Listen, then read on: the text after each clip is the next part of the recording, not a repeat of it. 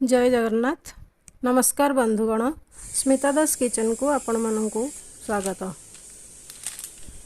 आज आसतु ओडिया पारंपरिक खाद्य पानी कखारु आंबिल बा पानी कखारु खट्टा आमे रांधिबा। आपण मानकु तो मु आगरु पानी कखारु राई विषय रे जणाई देइथिली।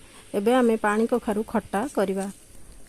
एही खट्टा रांधिबा पई आमे गोटे पाकळ पानी कखारु को नेबा। सेथुरु मु फाळे नेई एई भली काटी नेइची। तापरे देसी बुट को मु 2 घंटा भिजेई ताको प्रेशर रे सिझेई नेइछि।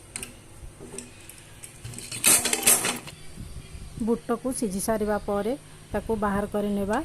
तापरे आमे सेही प्रेशर कुकर रे काटी थिबा पानी कखारु को धोई ताको सिझाई नेबा। गोटे हुइसेल देई ताको सिझाइबा। पानी कखारु लूण और हलदी पकाई सिझाइबा। पानी कखारु यही खट्टाटी गाँ मानकरे समस्तंकर अति प्रिय अटे। मु बोऊ और आई ठारू यही खट्टा शिखी। मते ये खट्टा बहुत भल लगे। आपण माने भी थरे करिकी देखंतु। गोटे स्टीम देबा परे चुली बंद कर परे आवश्यक उपकरण गुडी को आमे एकाठी सजाड़ी रखि नेबा।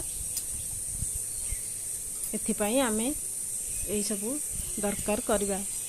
गोटे फाड़ नड़िया, चाउल गुंड, गुआ घी, हेंगु, अदा, फुटण, सुखिला लंका, गुड़, आंबुल 2 रु 3 खंड एई सबु को आमे एकाठी सजाड़ी रखि नेबा।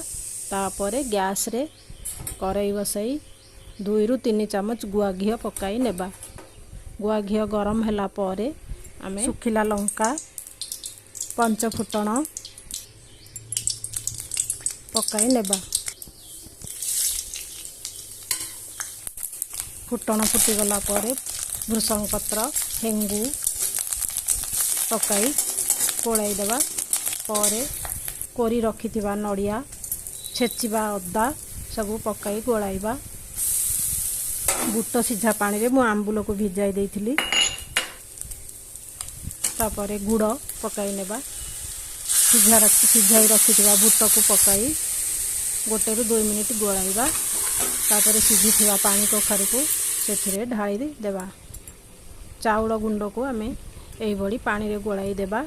आपण मानक पाखरे चाउल गुंड जदि न थाए ताहले आपण माने 2 चामच बेसन को गोलाई देई पारिबे। सबु को एकाठी पकाई चुली रे भल भावे फुटाई नेबा। 2 रु 3 मिनिट फुटिला परे भाजी रखिथिबा जीरा लंका गुंड 1 चामच पकाइबा। आपण माने जदि मो चैनल रे नवा थांती सब्सक्राइब करबा को भूलिबे नहीं। पाखरे थिबा बेल बटन को दबाई नेबे।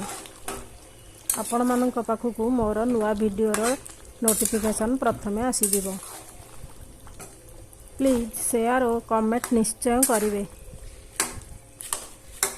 शेष रे आमे बड़ी भाजी आंबिल रे पकाई पारिबा। सेटा हमर बिल्कुल ऑप्शनल। आपण चाहिले बड़ी पकाई पारिबे, न चाहिले न पकाई पारिबे।